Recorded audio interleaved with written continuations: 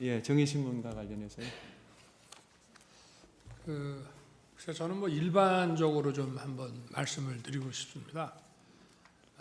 우리가 이제 어떤 뭐 탄핵 사건이 이런 다른 뭐 범죄 형사 사건하고는 조금 다릅니다만은 뭐 실제 어떤 일어난 일, 예를 들면 정치인들을 뭐 체포했다든지 또 누구를 끌어냈다든지 뭐 어떤 그런 비위 내지는 이런 어떤 일들이 실제 발생을 했고 또는 현실적으로 발생할 그 일을 할 만한 가능성이 굉장히 높을 때 이것이 어떤 경위로 이렇게 된 건지 뭐 누가 지시를 했고 뭐 이렇게 보통 수사나 재판에서 얘기가 되는데 이번 그 사건을 보면은 실제 아무런 일도 일어나지 않았는데 뭐 지시를 했니, 지시를 받았니, 뭐 이런 얘기들이 마치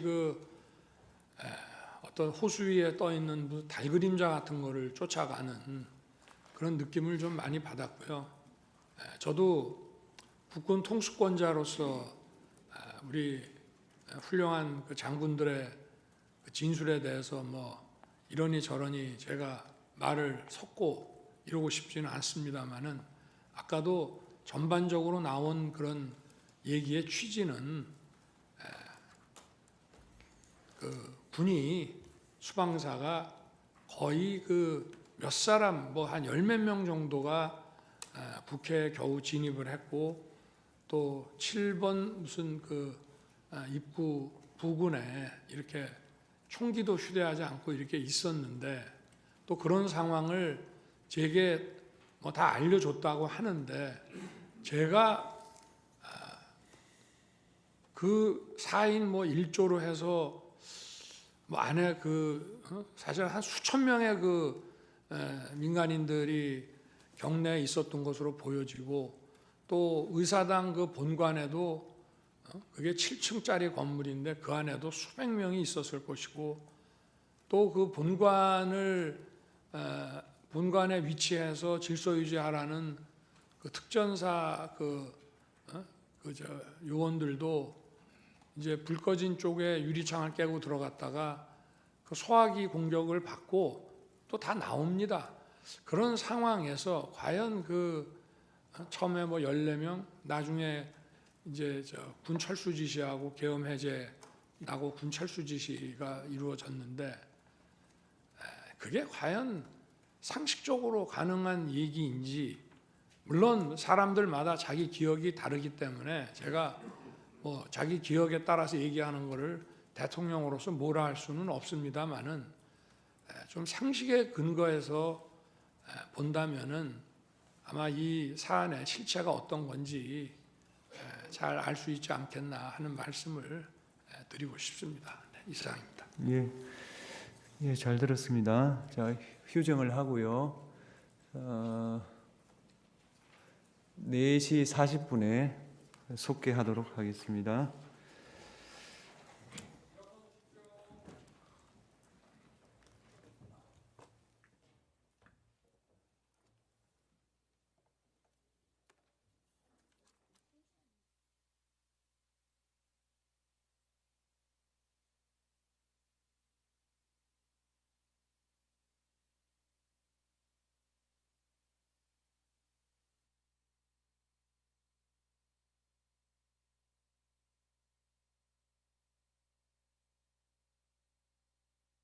수사재판에서 말씀드리겠습니다. 그 자리에서도 이제 증인은 계엄은 절대 안 된다고 반대하신 거죠? 제가 계엄에 반대하는 뭐 정확히 말씀드리면 부정적인 소신은 군인으로서 부정적인 소신을 말씀드린 것입니다. 앞서 누차 말씀드린 것처럼 군인은 작전을 수행하기 위해서 철저히 훈련을 하는데 군의 훈련 상태는 어떠한 상황이다라고 말씀드린 것입니다. 평시에서 전시로 전환되는 과정 속에서 늘상 계엄은 선포될 것이다라는 가정하에 훈련을 하기 때문에 그런 준비 상태나 그런 군의 상태를 말씀드리면서 제 소신과 견해를 말씀드린 겁니다. 예, 이상입니다. 예, 말씀하시죠. 예.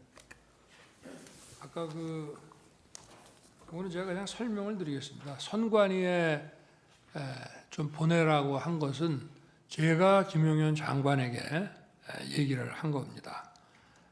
물론 제가 검찰에 있을 때부터 선거 그 사건 그리고 선거 소송에 대해서 이제 쭉 보고를 받아 보면은 이런 일단 이 투표함을 개함을 했을 때 여러 가지 그 상식적으로 납득이 안 가는 이런 엉터리 투표지들이 이제 많이 나와 있기 때문에 뭐 부정선거라는 말은 쓰는 사람마다 물론 다릅니다만은 이게 좀 문제가 있겠구나 하는 생각은 제가 해왔고요. 근데 이제 2023년 그 10월에 국정원으로부터 한 3차례에 걸쳐 가지고 중앙선관위 그 전산 그 시스템에 대해서 자기들이 점검한 거를 보고를 받았는데 정말 많이 부실하고 엉터리였습니다. 그런데 이제 국정원에서는 그때도 이거를 충분히 다 보여준 게 아니라 아주 일부만 보여줬다. 제가 그때 보고받기에는 한 5% 정도 장비만 보여줬다라고 했기 때문에 제가 김용현 장관한테 계엄을 이제 아마 금요일 11월 한 29일 내지 30일쯤 됐던 것 같은데요. 그 감사원장 탄핵 이제 발의를 한다는 얘기가 나오면서 이제 계엄 얘기를 했습니다. 그런데 하게 되면 그 계엄법에 따라서 그 국방장관과 지휘를 받는 계엄사가 계엄 당국이 그 계엄 지역 내에서의 행정사법 사무를 관장하게 돼 있기 때문에 이거는 무슨 범죄의 수사 개념이 아니라 선관위에 들어가서 국정원에서 다 보지 못했던 선관위의 전산 시스템이 어떤 것들이 있고 어떻게 이것이 가동되고 있는지를 스크린을 하라. 그렇게 해서 이제 계엄군이 들어간 것으로 저는 이제 알고 있는데 제가 이제 계엄 해제를 하고 나가지고 언론에 보니까 저도 방첩사나 사이버사가 투입이 된 줄 알았는데 이 정보사가 들어가고 나머지는 뭐 근처에 있으면서 들어가지 못하고 왔다고 하는 보도를 제가 봤습니다. 그래서 제가 그때는 김용현 장관이 구속되기 전이라 이게 정보사가 갔느냐 하니까 IT 요원들이 거기가 좀 실력이 있어서 그렇게 보냈습니다라고 이제 보고를 받았고요. 그래서 아마 방첩사는 저 근처까지 갔다가 이제 못 들어갔을 것이고 그 여론조사 꽃도 제가 가지 말라고 이제 아마 그게 자기들 그 계획에는 있었는지 모르겠는데 제가 그거는 하지 마라 그래서 가다가 거기는 이제 중단했을 것이고요.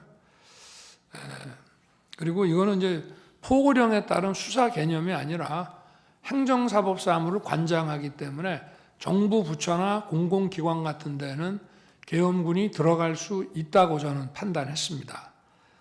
그렇게 해서 기본적인 그 관계를 확인하는 것이고 그 다음에 이제 지금 뭐 제가 그 장관에게 얘기할 때는 이거는 계엄의 형식을 빌린 대국민 호소고 국회 그 해제 결의가 있으면은 즉시 할 것이다라고 얘기를 하지만 저 역시도 그런 내용은 해제하고 설명을 해야지 저도 국무위원들한테 그 얘기는 계엄 전에는 얘기할 수가 없는 겁니다. 마찬가지로 국방장관도 지휘관들, 사령관들한테는 이 계엄은 곧 해제될 계엄이고 전체 군 투입은 얼마 안 된다. 이런 얘기를 안 하고 이제 필요한 그 대통령의 선포에 따라서 각자 맡은 업무를 하도록 했기 때문에 각자 정해진 매뉴얼대로 하다 보니까 전하 장관이 생각한 것 이상의 어떤 그 조치를 준비를 했을 수는 있습니다만은 지금 여기 방첩사는 이제 합수본으로 나가게 돼 있고 그리고 이제 육군참모총장은 계엄사령관으로 이제 발령을 이미 받았죠. 그거는. 그런데 합수본부나 계엄사령부가 그 조직이 만들어지기도 전에 국회의 해제 요구에 따라서 군 철수 지시를 하고 그리고 군 철수 지시하기 전에 벌써 제가 국무위원들을 부릅니다. 나와서 비상계엄 해제를 하려면은 국무회의를 해서 또 해제를 해야 되기 때문에 집에 들어간 국무위원들을 나오게 하고 그 시간까지 기다리기가 뭐해서 저 장관하고 계엄사령관을 불러서 저 군을 철수시켜라. 특히 국회에 있는 군은 이동수단이 도착하기 전이라도 무조건 경내에서 빼내라. 이제 이렇게 하고 그리고 기다려도 이제 저 국무위원들이 빨리 도착을 안 하니까 제가 먼저 브리핑룸으로 가서 군은 철수시켰고 이제 정족수가 채워지면 계엄 해제는 곧 한다 이렇게 이제 발표를 합니다. 그래서 지금 뭐 여러 가지 아까도 제가 말씀을 드린 게 아무 일도 안 일어났다는 말씀을 아까 드렸고요. 이번에도 역시 지금 뭐 방첩사도 많은 사람들이 조사를 받았습니다만은 방첩사 본연의 일이 아니고 방첩사가 합수본으로 이제 역할을 맡게 돼서 하는 업무인데 합수본 자체가 지금 저 방첩사령관이 합수본부장으로 장관에 의해서 임명만 받았지 합수본 자체의 구성이 하나도 안 돼 있었습니다. 그 상태에서 해제가 됐고 아무 일도 안 일어났다는 말씀을 드리고 계엄사 역시 마찬가지고요.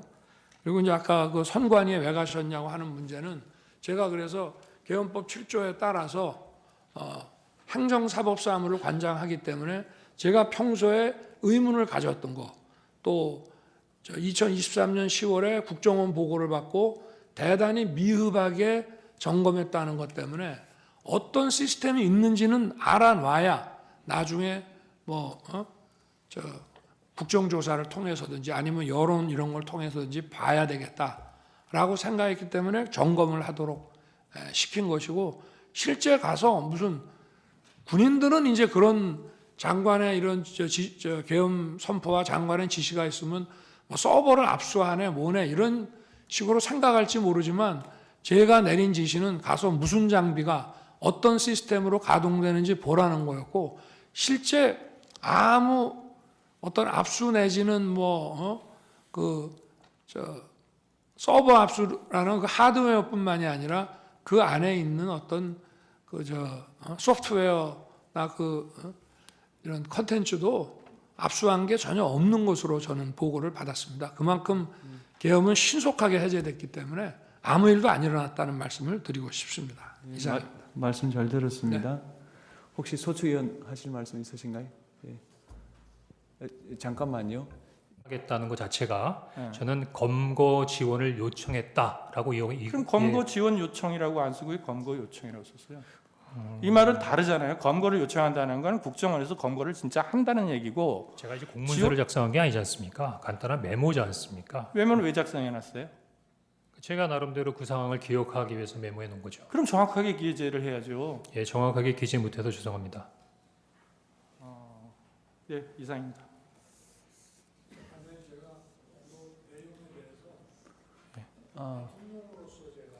국정원을 지휘하기 때문에 제가 여기서는 우리 재판관님들 이해 편의를 해서 한 말씀을 좀 올릴 수 있는 기회를 주셨으면 좋겠습니다. 그 신문상이 아니라 저희들한테 하는 말씀인가요? 그렇습니다. 예, 하십시오. 네. 지금 뭐 범건이 위치 추적인이 이렇게 하는데요. 국정원은 수사권이 없고 범건은커녕 위치 추적을 할 수가 없습니다. 뭐 협력해서 한다고 하는데 그런 거를 방첩사령관이 모를 리가 없고 그래서 저 자체는 이제 말이 안 된다고 저는 보고 있고요. 그리고 지금 저 메모가 지금 이 탄핵부터 내란물이니 이런 모든 프로세스가 지금 저 아까 우리 정영식 재판관님께서 그 지적하신 저 메모가 아마 제 판단에는 12월 6일 국회에서 박선원 의원한테 넘어가면서 시작이 된 거라고 저는 보는데요. 제가 12월 4일 날 이제 계엄 해제하고 이제 저녁에 집에 있는데 조금 늦은 시간에 국정원장이 전화를 했습니다. 그러면서 저한테 1차장한테 홍장원 1차장한테 전화를 혹시 받으셨습니까? 그래서 모르겠는데 내가 한번 이 전화 끊고 한번 열어보겠습니다. 그래서 열어보니 전화가 왔는데 제가 못 받은 거더라고요. 왜냐하면 저 비화폰은 저 무음으로 늘 해놓기 때문에. 그래서 내가 다시 국정원장에게 전화해서 전화가 왔었노라. 왜 그러냐 그랬더니 사실은 대통령님께 진작에 말씀을 드렸어야 되는데 사실 좀 오래됐습니다. 근데 어떤 정치적 중립 문제라든지 뭐 제가 자세한 말씀을 이 자리에서 드리기는 하지만 홍장원 1차장을 좀 해임해야 되겠습니다. 그래서 제가 뭐 다른 것도 안 물었습니다. 그건 원장이 그렇게 판단하면 그렇게 하십시오. 그래서 내일 사표를 받겠습니다 해서 사표를 받고 아까 6일 날 뭐 다시 일하자 했다는데 저는 그게 믿기지가 않는 것이 벌써 6일 날 오전에 그때 제가 관저에 있는데 이미 관저로 1차장 해임과 또 오호령 씨에 대한 임명 그 결재안이 올라와서 제가 그거를 점심시간에 결재를 했습니다. 그 이후에 지금 이제 12월 6일 아침 기사부터 이런 체포 얘기가 대통령이 뭐 한동훈 대표를 잡아넣어라 이런 기사가 12월 6일 아침부터 나기 시작합니다. 그래서 이게 쭉 진행되는 것이고요. 그리고 아까 그 국정원장 해외 출장 문제와 관련해서는 제가 전주에 국정원장으로부터 이번 주에는 미국 출장이 있기 때문에 매주 금요일 날 하는 대통령 보고가 어렵습니다 라고 얘기 들은 기억이 나서 제가 화요일 저녁에 국정원장한테 전화를 합니다. 해외에 있는지 국내에 있는지 알기 위해서. 그래서 제가 둘 사이에 약간의 그 미스커뮤니케이션이 있었습니다. 제가 국정원장한테 아직도 거기시죠? 저는 미국에 있는 줄 알고 그랬더니 국정원장이 예, 아직도 여기입니다. 이래서 저는 해외에 있는 줄 알았습니다. 그래서 처음으로 제가 홍장훈 1차장한테 전화를 하게 됩니다. 처음에는 안 듣고 두 번째 전화가 왔습니다. 그래서 제가 원장님 부재 중인데 제가 전화를 딱 받으니까 벌써 약간의 식사 반주를 한 느낌이 딱 들어갔고 제가 원장님 부재 중이니까 원을 잘 챙겨라 라고 얘기하고 이따가 내가 혹시 전화할 일이 생길지 모르니 이 비화폰을 잘 챙기고 있어라 이렇게 제가 얘기를 했는데 8시 한 반 무렵에 국무회의 하려고 이제 뭐 여러분 이제 국무위원도 오시고 비서실장 안보실장이 들어오는데 안보실장하고 국정원장이 같이 오는 겁니다. 그래서 제가 아니 어떻게 된 겁니까? 미국에 있는 거 아닙니까? 했더니 저 내일 출발입니다. 그래서 제가 국정원장한테 나는 원장님 미국 계신 줄 알고 제가 1차장한테 전화를 했습니다.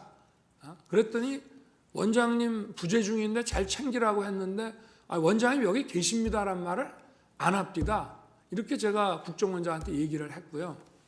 그리고 국정원장도 아마 둘이서 그런 커뮤니케이션을 나중에 했을 거라고 저는 추측이 되는데 제가 만약에 계엄 사무에 대해서 국정원에다 뭘 지시하거나 뭐 부탁할 일이 있으면 국정원장한테 제가 직접 하지 차장들 업무 관련은 2차장이지만 2차장한테도 안 합니다. 원장한테 무조건 기관장한테 하는 것이고요.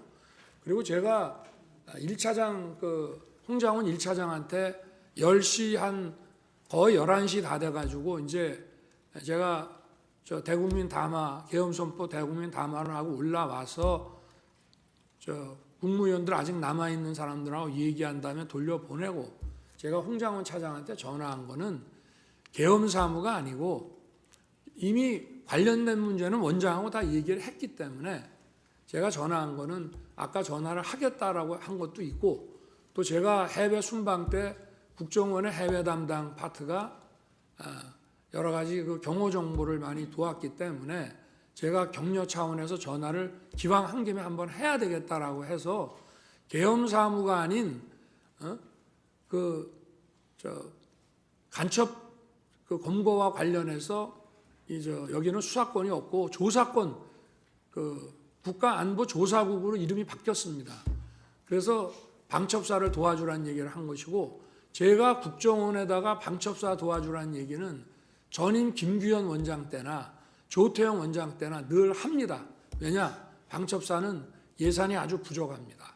그리고 국정원에는 정보들이 많이 있기 때문에 경찰에 줄 거는 경찰에 주고 또 방첩사에 줄 거는 방첩사에 주면서 저도 좀 예산 지원을 좀 해주라는 얘기를 쭉 해왔기 때문에 또 사관학교 후배니까 좀 도와주라. 그래서 간첩사를 방첩사가 잘 할 수 있게 도와주라는 계엄사무와 관계없는 얘기를 한 거를 가지고 만약에 그렇다면은 제가 아까 그 재판관님께서 잘 지적을 하셨던데 제가 여인영 사령관한테 내가 조금 전에 1차장하고 통화했으니 뭐 애로사항 있으면 1차장한테 연락을 하라고 제가 전화를 했어야 되는데 대통령이 방첩사령관한테 그런 전화 한다는 것 자체도 굉장히 비상식적인 얘기입니다.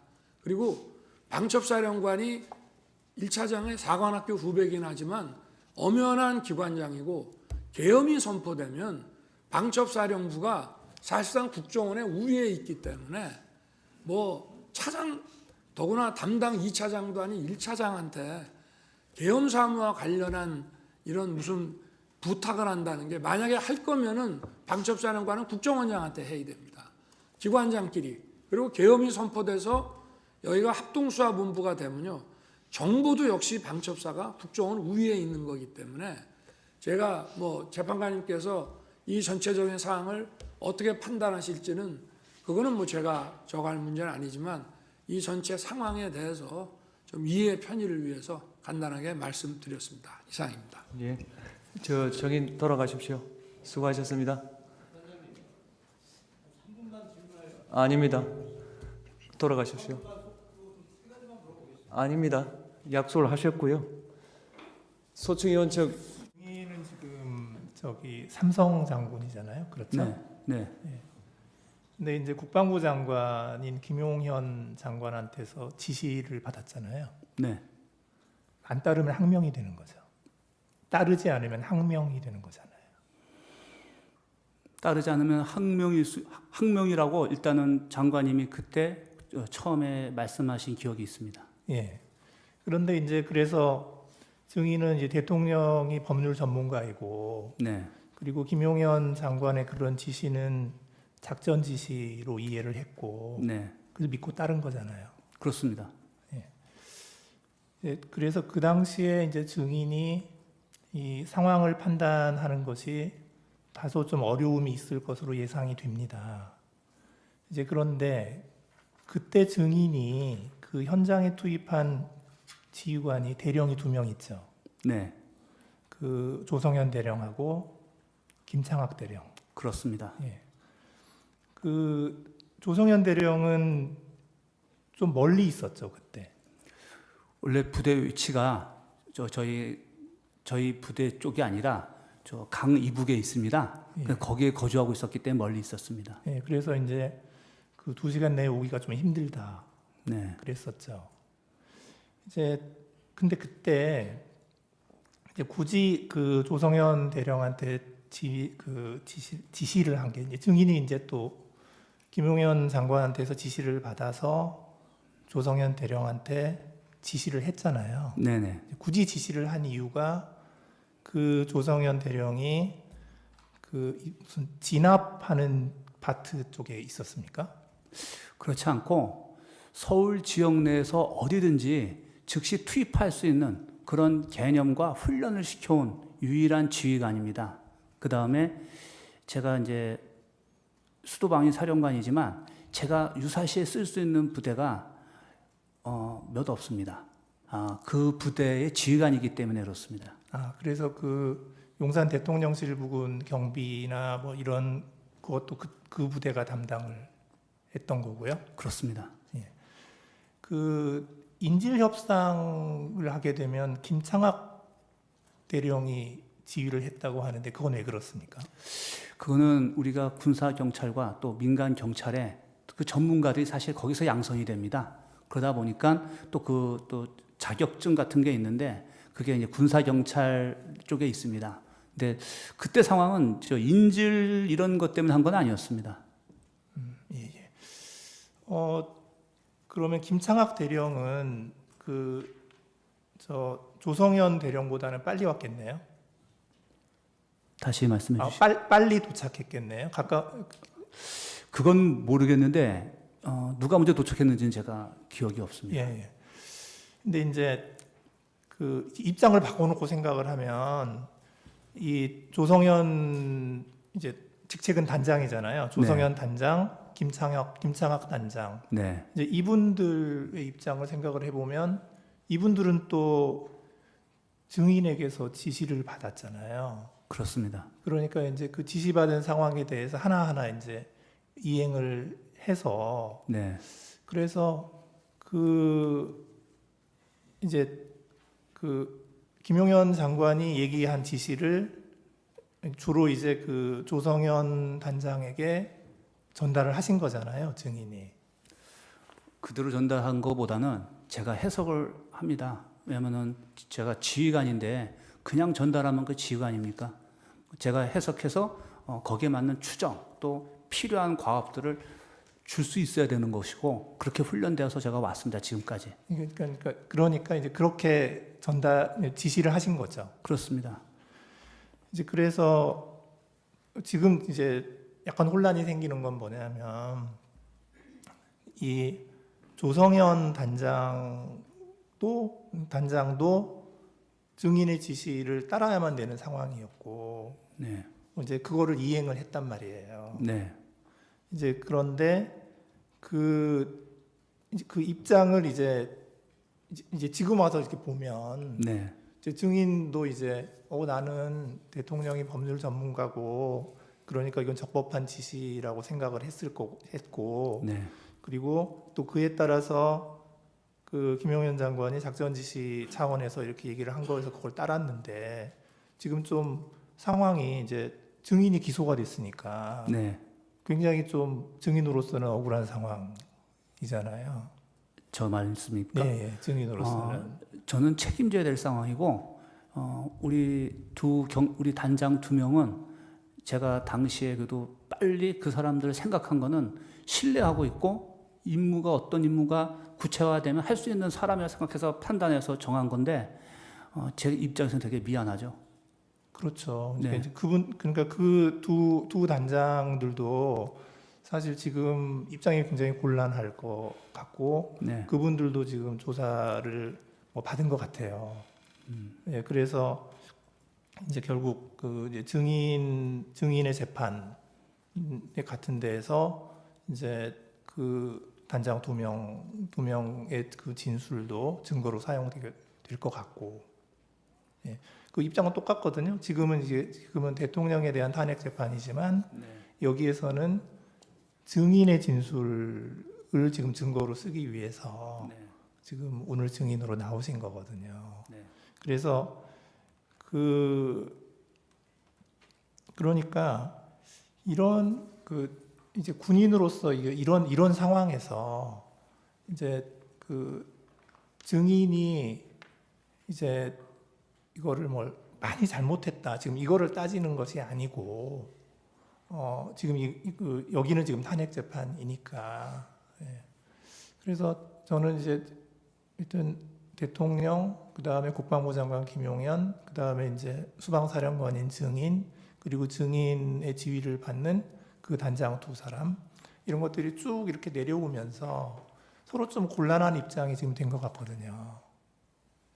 그래서 지금 이 자리에서 증인이 좀 증언하기 어렵다고 하는 거를 굳이 이야기를 하라고 말씀은 드리기가 어려울 것 같고, 이제 다만 증인의 그 지시를 받은 그런 단장들도 똑같은 상황이 되어서 좀 그 입장도 좀 생각을 하셔야 될 것 같거든요. 네, 그거만 좀 말씀을 드립니다. 알겠습니다. 다른 분이 있나요? 네. 그러면 제가 한 가지만 물어보겠습니다. 네. 정인이 저 수사기관에서 조사를 받았잖아요. 네. 그때 변호인을 선임하셨나요? 변호인을 선임하고 나서 조사받기 시작했습니다. 변호사님 성함이 어떻게 되나요? 우리 김인원 변호사님을 포함해서 여러분이 있습니다. 그러면 이렇게 물어볼게요. 오늘 저 나오신 변호사님도 포함되나요? 그렇습니다. 대표십니다. 오늘 나오신 분 성함이 무엇이든가요? 김인원 변호사님이십니다. 예, 정인 수고하셨고요. 예, 돌아가셔도 좋습니다. 네. 예.